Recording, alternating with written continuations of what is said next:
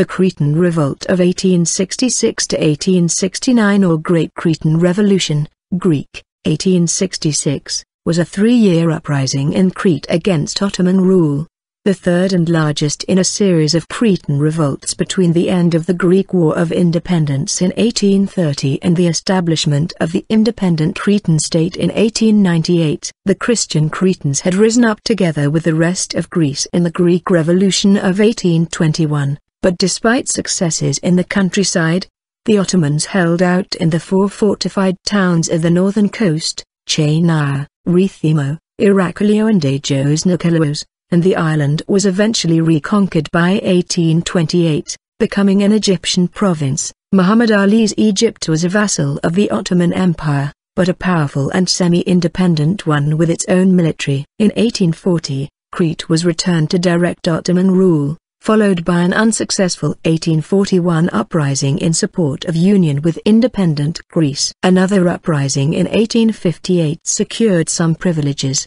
such as the right to bear arms, equality of Christian and the Muslim worship, and the establishment of Christian councils of elders with jurisdiction over education and customary and family law.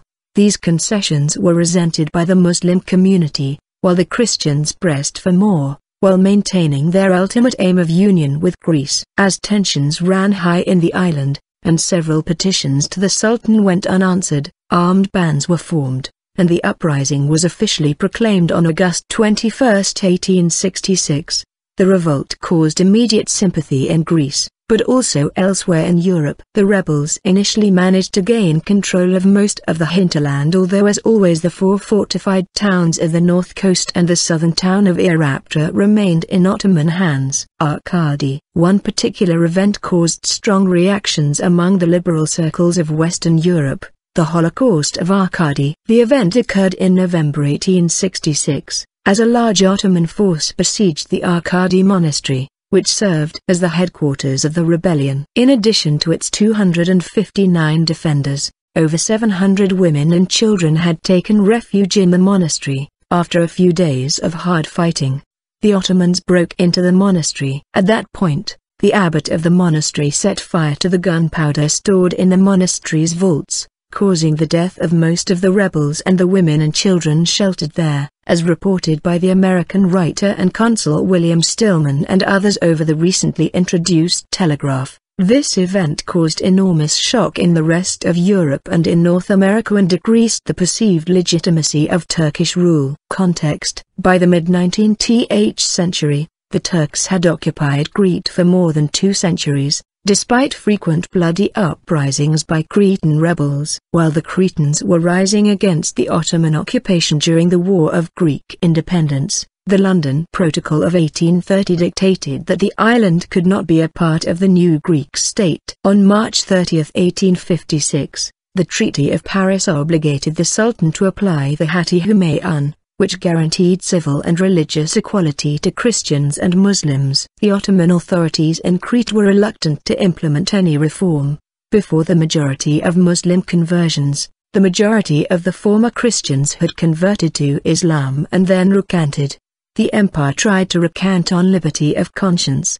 The institution of new taxes and a curfew also added to the discontent. In April 1858, 5,000 Cretans met at Boutsoan area. Finally, an imperial decree on July 7, 1858 guaranteed them privileges in religious, judicial and financial matters. One of the major motivations of the revolt of 1866 was the breach of the Rethymno. A second cause of the insurrection of 1866 was the interference of Ismail Pasha in an internal quarrel about the organization of the Cretan monasteries. Several laymen recommended that the goods of the monasteries come under the control of a council of elders and that they be used to create schools, but they were opposed by the bishops. Ismail Pasha intervened and designated several people to decide the subject and annulled the election of undesirable members, imprisoning the members of the committee that had been charged with going to Constantinople for presenting the subject to the Patriarch. This intervention provoked violent reactions from the Christian population of Crete. In the spring of 1866,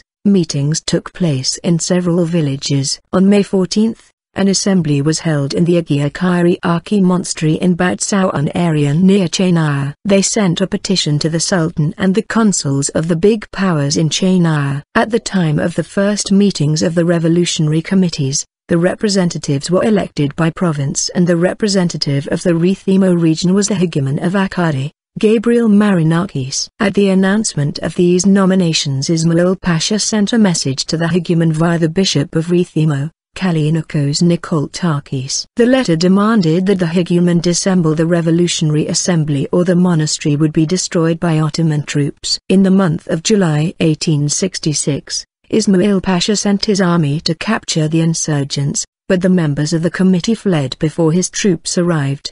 The Turks left again after destroying icons and other sacred objects that they found in the monastery. In September, Ismail Pasha sent the hegemon a new threat of destroying the monastery if the assembly did not yield. The assembly decided to implement a system of defense for the monastery. On September 24, Panis Koronaios arrived in Crete and landed at Bali. He marched to Arcadi, where he was made commander-in-chief of the revolt for the Rethymno region. A career military man, Koronaios believed that the monastery was not defensible. The hegemon and the monks disagreed, and Koronaios conceded to them, but advised the destruction of the stables so that they could not be used by the Turks. This plan was ignored. After having named Ioannis Dimokopoulos to the post of commander of the garrison of the monastery, Koronaios left. At his departure, numerous local residents, mostly women and children, took refuge in the monastery, bringing their valuables in hopes of saving them from the Turks. By November 7, 1866, the monastery sheltered 964 people, 325 men, of which 259 were armed, the rest women and children. Since the mid-October victory of Mustafa Pasha's troops at Vaifs, the majority of the Turkish army was stationed in Upper Karinas and were particularly concentrated in the fortresses around the Bay of Sauda. The monastery refused to surrender, so Mustafa Pasha marched his troops on Arcadi. First, he stopped and sacked the village of Episkopi. From Episkopi, Mustafa sent a new letter to the Revolutionary Committee at Arcadi, ordering them to surrender and informing them that he would arrive at the monastery in the following days. The Ottoman army then turned toward Roustica, where Mustafa spent the night in the monastery of the Prophet Ali, while his army camped in the villages of Roustica and Agios Konstantinos. Mustafa arrived in Rethymno on November 5, where he met Turkish and Egyptian reinforcements. The Ottoman troops reached the monastery during the night of November the 7th to November the 8th. Mustafa, although he had accompanied his troops to a site relatively close, camped with his staff in the village of Messi. On the morning of November 8, an army of 15,000 Turks and 30 cannons, directed by Suleiman, arrived on the hills of the monastery while Mustafa Pasha waited in the Messi. Suleiman, positioned on the Hilivka to the north of the monastery, sent a last request for surrender. He received only gunfire in response. The assault was begun by the Turks. Their primary objective was the main door of the monastery on the western face. The battle lasted all day without the Ottomans infiltrating the building. The assieged had barricaded the door and, from the beginning, taking it would be difficult. The Cretans were relatively protected by the walls of the monastery, while the Turks, vulnerable to the insurgents' gunfire, suffered numerous losses. 7 Cretans took their position within the windmill of the monastery. This building was quickly captured by the Turks, who set it on fire, killing the Cretan warriors inside. The battle stopped with nightfall. The Ottomans received 2 heavy cannons from Rethymno, one which was called Kautsela. They placed them in the stables. On the side of the insurgents, a war council decided to ask for help from Panis Koronaios and other Cretan leaders in Amari. 2 Cretans left by way of the windows by ropes and, disguised as Turks, crossed the Ottoman lines. The messengers returned later in the night with the news that it was now impossible for reinforcements to arrive in time because all of the access roads had been blocked by the Turks. Combat began again in the evening of November 9. The cannons destroyed the doors and the Turks made it into the building, where they suffered more serious losses. At the same time, the Cretans were running out of ammunition and many among them were forced to battle with only bayonets or other sharp objects. The Turks had the advantage. The women and children inside the monastery were hiding in the powder room. The last Cretan fighters were finally defeated and hid within the monastery. 36 insurgents found refuge in the refectory, near the ammunitions, discovered by the Turks, who forced the door. They were massacred. In the powder room, where the majority of the women and children hid, Constantinos Giabaudakis gathered the people hiding in the neighboring rooms together. When the Turks arrived at the door of the powder room, Giabaudakis set the barrels of powder on fire and the resulting explosion resulted in numerous Turkish deaths. In another room of the monastery holding an equal number of powder barrels, insurgents made the same gesture, but the powder was humid and only exploded partially, so it only destroyed part of the northwest wall of the room. Of the 964 people present at the start of the assault, 864 were killed in combat or at the moment of the explosion. 114 men and women were captured, but 3 or 4 managed to escape, including one of the messengers who had gone for reinforcements. The hegumen Gabriel was among the victims. Tradition holds that he was among those killed by the explosion of the barrels of powder, but it is more likely that he was killed on the first day of combat. Turkish losses were estimated at 1,500. Their bodies were buried without memorials and some were thrown in the neighboring gorges. The remains of numerous Cretan Christians were collected and placed in the windmill, which was made into a reliquary in homage to the defenders of Arcady. Among the Ottoman troops, a group of Coptic Egyptians were found on the hills outside the monastery. These Christians had refused to kill other Christians.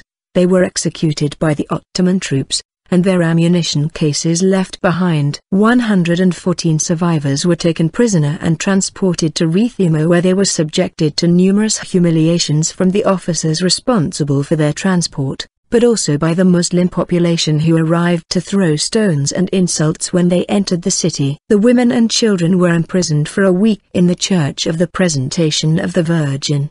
The men were imprisoned for a year in difficult conditions.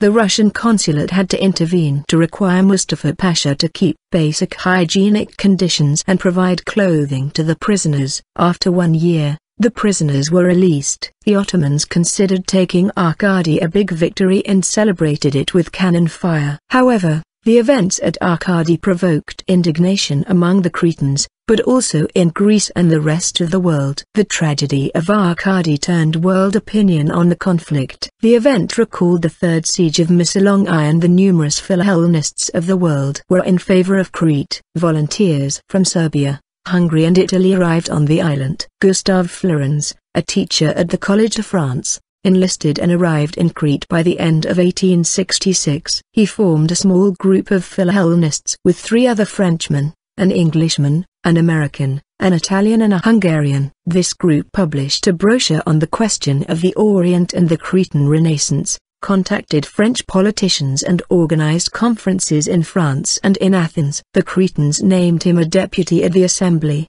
but he turned the position down. Giuseppe Garibaldi, in his letters, praised the patriotism of the Cretans and their wish to gain their independence. Numerous Garibaldians, moved by an ardent Philhellenism, came to Crete and participated in several battles. Letters written by Victor Hugo were published in the newspaper Clio in Trieste, which contributed to the worldwide reaction. The letters gave encouragement to the Cretans and told them that their cause would succeed. He emphasized that the drama of Arcady was no different than the destruction of Sarah and the Third Siege of Missolonghi. He described the tragedy of Arcady. In writing these lines, I am obeying an order from on high, an order that comes from agony.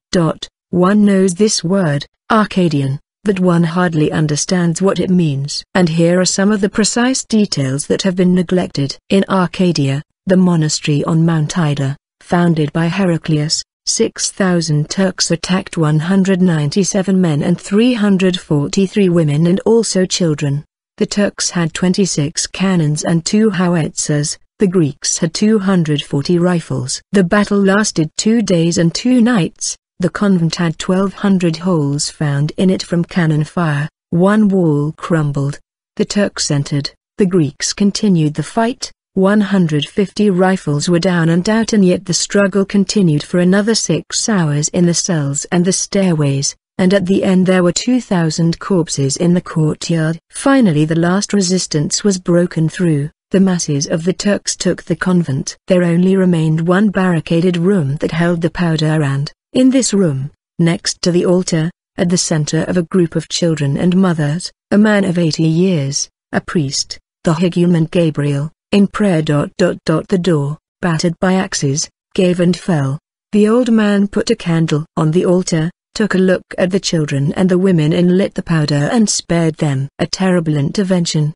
The explosion rescued the defeated. And this heroic monastery, that had been defended like a fortress, ended like a volcano. Not finding the necessary solution from the big European powers, the Cretans sought aid from the United States. At this time, the Americans tried to establish a presence in the Mediterranean and showed support for Crete. The relationship grew as they looked for a port in the Mediterranean, and they thought, among others, to buy the island of Milo or Port Island. The American public was sympathetic. The American Philhellenes arrived to advocate for the idea of Cretan independence, and in 1868, a question of recognition of independent Crete was addressed in the House of Representatives, but it was decided by a vote to follow a policy of non-intervention in Ottoman affairs, suppression, because the loss of Crete might have been the prelude to a much more serious loss of Ottoman territory in the Balkans.